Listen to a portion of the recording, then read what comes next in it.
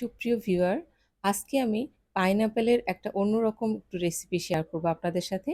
আশা করি আপনাদের ভালো লাগবে। তো আমরা পাইনাপেল একইভাবে খেয়ে থাকি, কাটি সেটাকে বিভিন্ন মশলা টশলা দিয়ে মেখে খায়, অনেকে লবণ দিয়ে মেখে খায়, অনেকে এমনিতেই খায়। তো আজকে আমি একটু অন্যভাবে দেখাবো। তো এখানে আমি একটা পাইনাপেল নিয়েছি, নিয়ে এটাকে আমি সুন্দর করে কেটে নেব।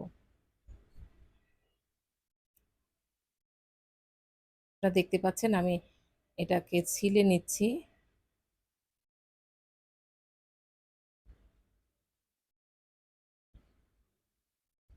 আসলে পাইনাপেল ছেলাটা একটু ঝামেলাই মনে হয়, যে এটার ভিতরে যে চোখগুলা থাকে সেগুলা কাটা ঝামেলা মনে হয়। একটু বেশি করে কেটে ফেললেই হয়ে যায়। এবার আমি এটা কাটা শেষ হয়ে গেছে, এবার আমি এই পাইনাপেলটাকে গোল গোল করে পিস করে নিচ্ছি।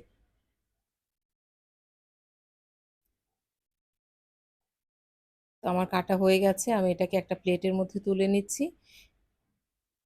এ পর্যায়ে আমি এটার সাথে অ্যাড করব পরিমাণ মতো লবণ, আর দিয়ে দিলাম এখানে গোলমরিচের গুঁড়া, আর দিয়ে দিচ্ছি এখানে শুকনো মরিচের গুঁড়া। এবার আমি সমস্ত উপকরণগুলোকে সুন্দর করে পাইনাপেলের সাথে ডলে ডলে মেখে নেব।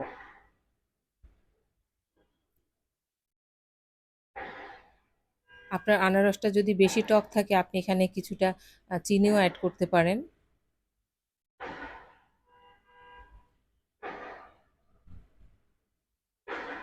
তো আমার এখানে মাখানো শেষ হয়ে গেছে। এবার আমি যে আইসক্রিমের যে কাঠিগুলো থাকে সেই কাঠিগুলো এটার মধ্যে ঢুকিয়ে দিচ্ছি। আসলে যেটা দেখতে সুন্দর লাগে খেতেও সেটা নাকি মজা লাগে। তো এটা দেখতে ভীষণ ভালো লাগে, ললিপপের মতো লাগে। তা আপনাদের বাচ্চাদেরকে যদি এভাবে করে সামনে দেয়া যায় ওরা খুব মজা নিয়ে খেয়ে ফেলবে। তো এ পর্যায়ে আমি একটা প্যানের মধ্যে হালকা করে একটু তেল ব্রাশ করে নিলাম, নিয়ে আমি এই আনারসগুলোকে একটু দিয়ে দিচ্ছি। এটাকে একটু হালকা আঁচে আমি একটু ভেজে নেব। খুব বেশি ভাজা লাগবে না, 2-3 মিনিট এটাকে একটু আহ, দুই পাশটা সেঁকে নিলেই হবে।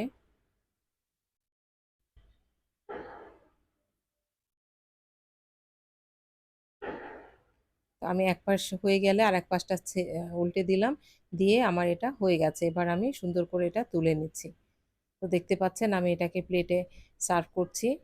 দেখতে কত সুন্দর হয়েছে, আর বাচ্চারা দেখলে তো ওরা নিজেই আগ্রহ নিয়ে খেয়ে ফেলবে যারা খেতে চায় না।